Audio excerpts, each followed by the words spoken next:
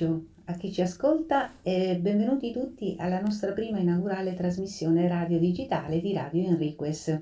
Sono Patrizia Colao, una docente del liceo, progettista e referente di questa iniziativa, per la quale ringrazio il Collegio dei Docenti e il dirigente professor Palcic che hanno creduto in questa idea. Un ringraziamento particolare voglio rivolgerlo al presidente e al tutore esterno, signor Picardi, che ha concesso alla nostra scuola l'uso delle apparecchiature necessarie, ma ha messo a disposizione anche la sua grande professionalità per poter realizzare il progetto Radio Enriques. Agli studenti che attualmente compongono la redazione auguro un grande in bocca al lupo affinché il loro lavoro generi cooperazione, crescita, maturazione sotto tanti aspetti. Auspico che questa iniziativa possa diventare un forte canale di scambio e possa dare un contributo culturale e sociale, e non solo, all'intera comunità. Saranno accettati di buon grado suggerimenti e critiche costruttive da parte di chiunque voglia farlo e auspico quindi una collaborazione e gli interventi da chiunque abbia voglia di condividere con noi in rete. Approfitto di questa occasione per ringraziare tutti quelli che ci stanno ascoltando e per augurarvi anche un Natale di pace.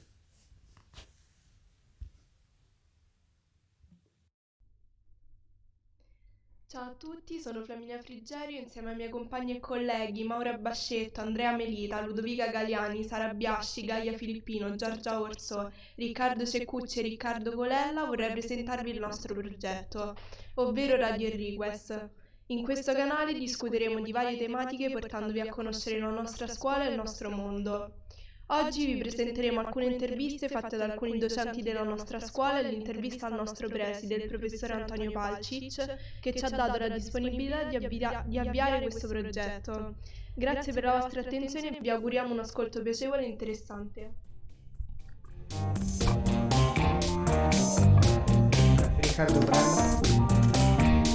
Riccardo Ceccucci,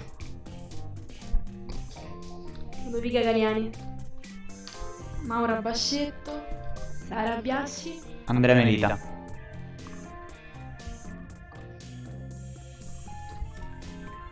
Adesso sentirete l'intervista alla nostra docente di spagnolo e la professoressa Conti.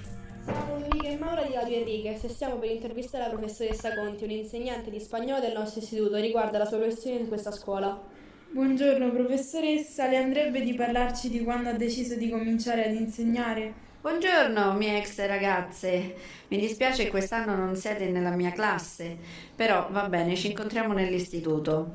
Io quando ho cominciato, quando andavo alle elementari, ho pensato di diventare insegnante e seguivo la mia maestra e quando andavo a casa avevo un quaderno di ragioneria, scrivevo i nomi dei miei compagni e giorno per giorno mettevo i voti, scrivevo addirittura tutti i compiti sbagliati e mi piaceva con la matita rossa e blu correggere i vari errori. Come mai hai deciso di insegnare questa materia? Veramente non ho deciso io. Io all'università ho iniziato l'inglese e il francese che già conoscevo.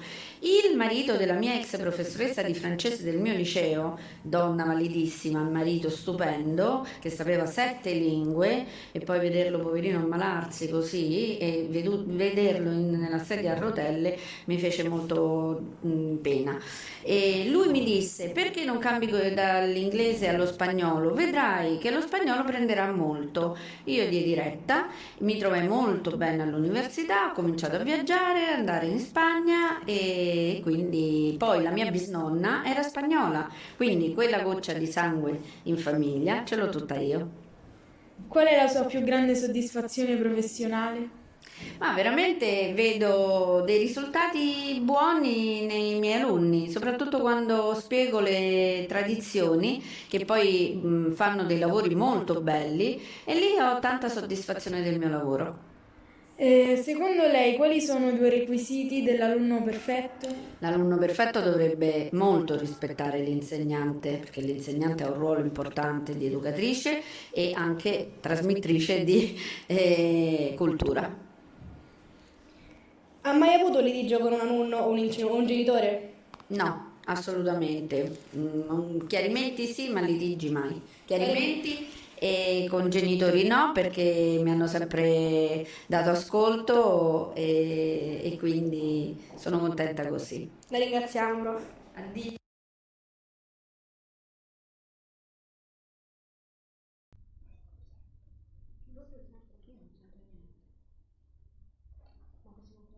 È finita. Ho fatto tutto quanto, tutte queste preparazioni così,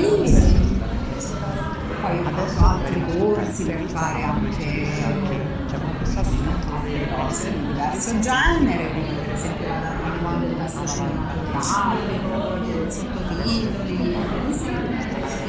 Poi sono andata avanti. Ho fatto tutto quanto, tutte queste preparazioni così. Poi ho fatto altri corsi per fare anche altre cose di diverso genere, come per esempio l'adattamento del testo cinematografico, dei sottotitoli, così. Poi sono andata a lavorare alla RAI per 4 anni, è stata una favola, certo non era un ambiente, come dire, culto, però stimolante sotto altri punti di vista, e a un certo punto la scuola che ho seguito e ho avuto l'abilitazione, avevo fatto il concorso ovviamente, ho avuto il ruolo, la nomina in ruolo, e quindi tra i contratti diciamo a tempo determinato della RAI e il ruolo della scuola, vero, la scelta è stata obbligata. D'accordo. Seconda domanda. Ha mai avuto un litigio con un alunno o un genitore? Qualche incomprensione, sì. Litigio proprio no. Sempre nel massimo rispetto. Ok. Qual è la sua più grande soddisfazione professionale?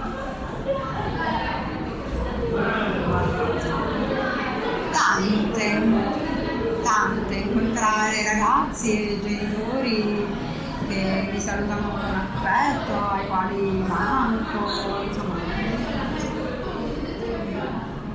tante piccole soddisfazioni che poi fanno la differenza. Certo non è lo stipendio, grande soddisfazione della mia vita. Perché proprio quello stipendio nomina?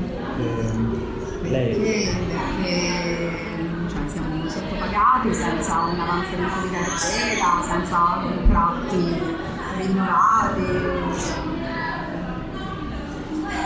Questo è già un punto della quinta domanda che volevamo farle: cosa cambierebbe nel sistema scolastico? Sicuramente la retribuzione dei docenti. La retribuzione dei docenti, diciamo che è un modo anche per far sì che i docenti, la retribuzione bassa dei docenti è un modo anche per far sì che siano sottovalutati proprio dalla società. Quindi diciamo che ciò che vale poco dal punto di vista economico poi automaticamente nella nostra società vale poco anche da tutti gli altri punti di vista, e quindi c'è un disegno secondo me dietro. D'accordo, ultima domanda: 2 requisiti per l'alunno perfetto e l'alunno peggiore, secondo lei? La curiosità per l'alunno perfetto, la mancanza di curiosità per l'alunno peggiore, quindi nessun desiderio di sapere, crescere. E un altro requisito per l'alunno perfetto e per l'alunno peggiore?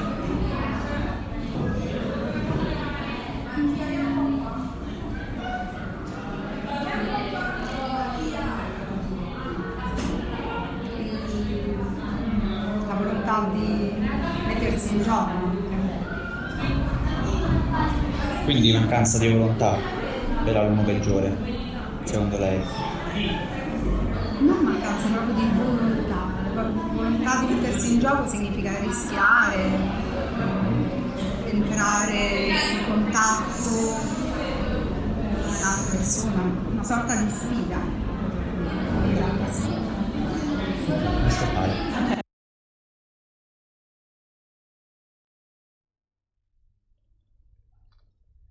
Adesso vi faremo ascoltare l'intervista ad un ragazzo della nostra scuola, Filippo De Cristofaro, che ha dato l'iniziativa del Color Thursday. Maura di Radio Enriquez, stiamo per intervistare Filippo De Cristofaro, un ragazzo del nostro istituto che ha dato vita al Color Thursday. Filippo, ti andrebbe di descrivere ai nostri ascoltatori in cosa consiste questa iniziativa e come e quando è nata l'idea per questo progetto?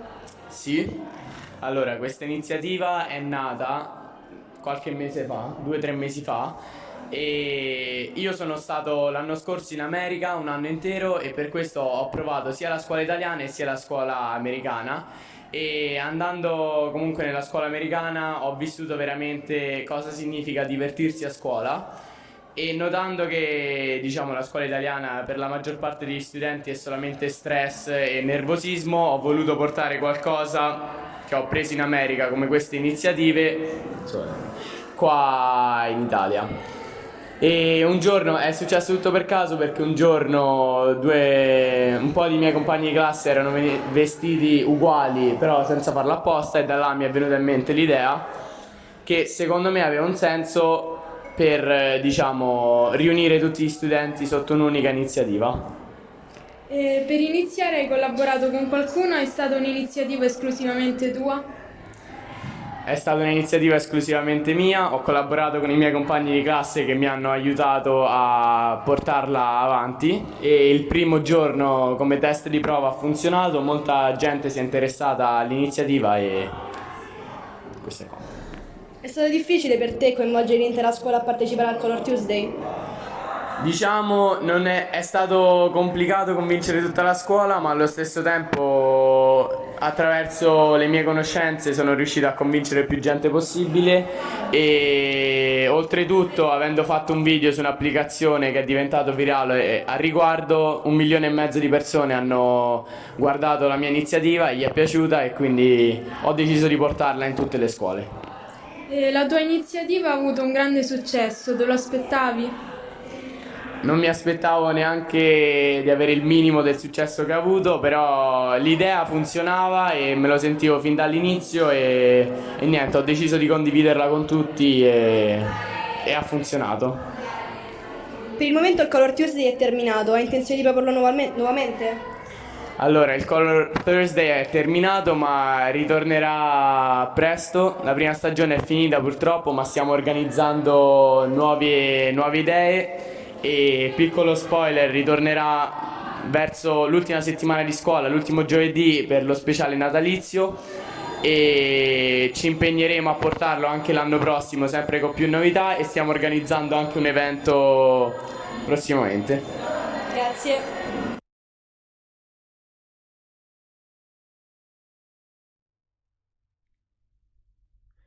Adesso presenteremo il programma YES, il programma che ci ha permesso di sviluppare questo progetto.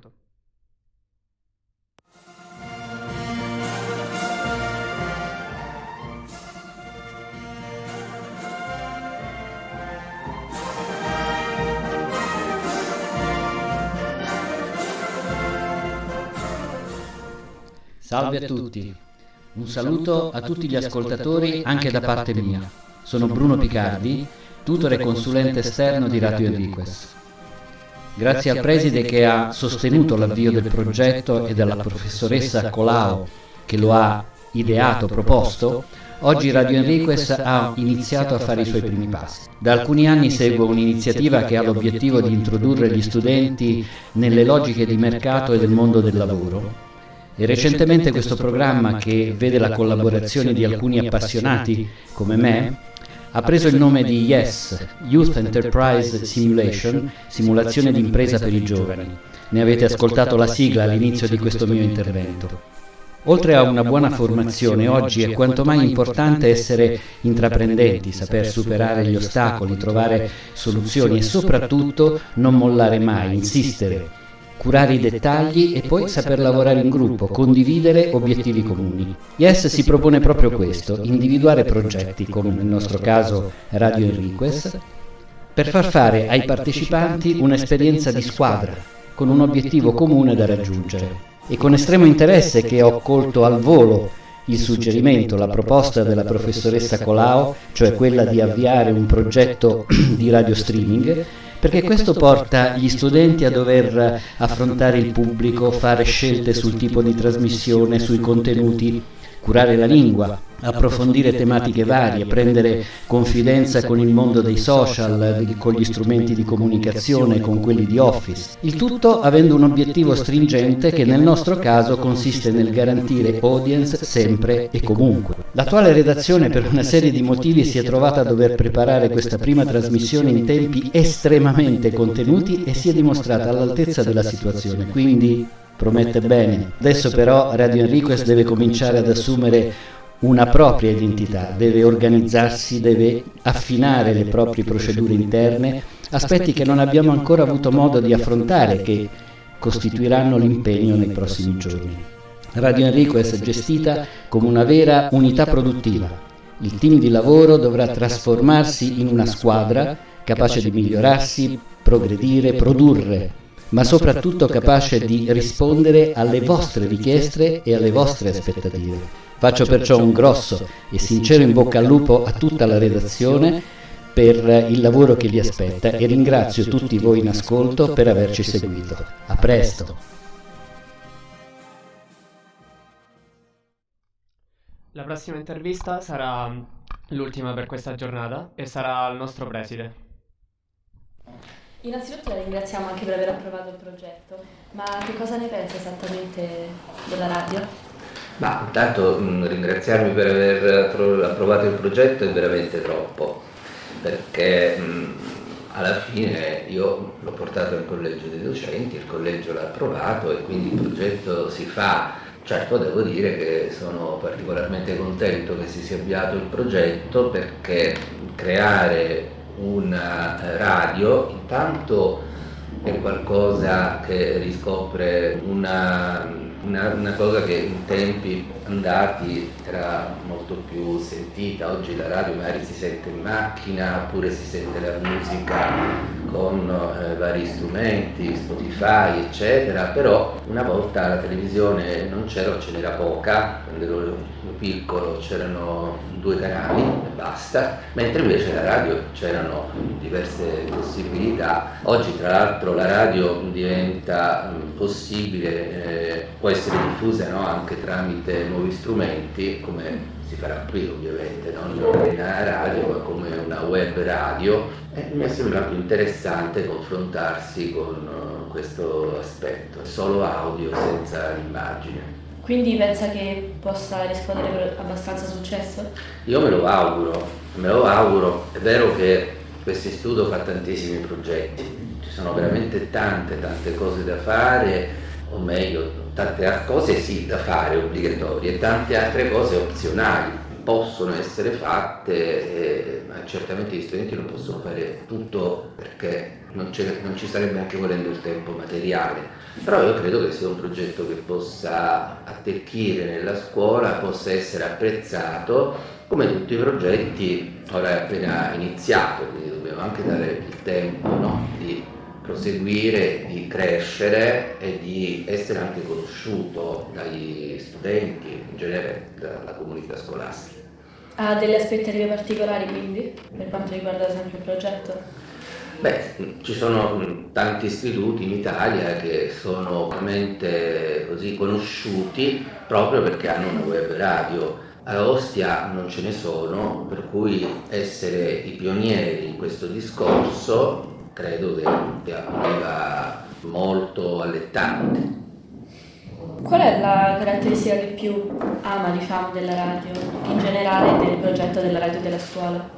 Intanto perché coinvolge i ragazzi in un'attività collaterale a quella didattica, ma per cui comunque occorrono delle competenze che spesso cadono nella comunicazione, quindi vuol dire che incrociano competenze di italiano, sicuramente di lingua, ma anche di tante altre cose, perché per comunicare occorre avere una cultura di base trasversale a tante materie che capitano quando, come in un caso come questo di un'intervista, bisogna attingere un po' a tante conoscenze sviluppando appunto la competenza di trasmettere qualcosa, e credo che l'aspetto principale sia questo, quello proprio comunicativo, e quindi di far capire agli studenti, cioè insegnare alla fine agli studenti, che la comunicazione è un aspetto essenziale. Oggi, se voi pensate ad esempio a presentare un curriculum, no? Presentare una vostra startup, è necessario che abbiate delle nozioni di questo tipo, altrimenti rischiate di non far conoscere in modo adeguato quella che è la vostra proposta o anche semplicemente la vostra professionalità in un certo campo. Quindi le piacerebbe anche sostenere o organizzare altri progetti di questo genere, come, non so, anche podcast, cose in generale sempre? Certo, sono tutte possibili estensioni del progetto che possono essere realizzate. Ieri, tra l'altro, si è riunito il team dell'innovazione e abbiamo anche discusso della possibilità di trasmettere in streaming gli eventi che si svolgono nell'aula magna. Potremmo anche creare un canale dedicato della scuola, un canale YouTube, quindi intanto potrebbe essere realizzato come audio e domani anche come video, trasformare la nostra aula magna in una vera e propria sala per conferenze, anche perché ci sono tante attività che si fanno nell'aula magna, però spesso poi vengono conosciute solo da chi materialmente è presente, mentre la radio, ad esempio, connessa a questo ci può servire proprio per mandare in onda, in diretta, quello che si svolge nell'aula magna. Sarebbe una cosa molto interessante. Ultima domanda, la diretta sarà il 17 di dicembre, lei ha intenzione di ascoltarla? Certamente, questo me lo segno immediatamente sull'agenda, guardate, lo faccio materialmente. A che ora andate in diretta? Alle 16. Ore 16, molto bene. L'ascolterò sicuramente, sono anzi molto curioso di vedere come è andata, andrà benissimo sicuramente. Grazie mille. Grazie a voi. Grazie mille per la disponibilità. Arrivederci. Arrivederci ragazzi. Arrivederci, grazie. Buon lavoro, grazie. Allora, per oggi le interviste sono finite e il primo ringraziamento lo diamo soprattutto alla professoressa Colau che ci ha aiutato in questo percorso e al nostro presidente. Un saluto particolare lo mandiamo anche alla nostra compagna che purtroppo oggi non è potuta essere qui, che è Giorgia Orso, e personalmente devo dire che mi sono particolarmente divertito a fare queste interviste, a anche spingermi insomma su un nuovo programma che in questa scuola non c'è mai stato, anche come avrete sentito bene dal preside, e quindi sono anche molto curioso di sentire i miei compagni cosa ne pensano e vedere se si sono per esempio divertiti. Mi sono divertito anch'io parecchio, il mio ruolo era di disegnare appunto il logo per questo progetto e il logo è venuto abbastanza bene credo e spero vi piaccia. Anch'io mi sono divertito, il mio ruolo per questo progetto è stato selezionare le tracce musicali e diciamo supervisionare l'aspetto audio. Credo che questa sia un'esperienza molto bella che continuerà per il resto dell'anno e credo mi sono divertita molto a fare questo progetto e adesso vi passo un'altra nostra compagna. Credo che come prima volta è molto imbarazzante, però credo che con il passare dei giorni sia molto divertente insieme ai miei amici. È anche un'esperienza particolare, anche nuova, e soprattutto il ringraziamento va anche ai professori che si sono resi disponibili appunto per le interviste, quindi grazie a tutti i professori che sono stati intervistati e quindi qui vi salutano tutti, grazie mille e un grazie particolare anche al preside.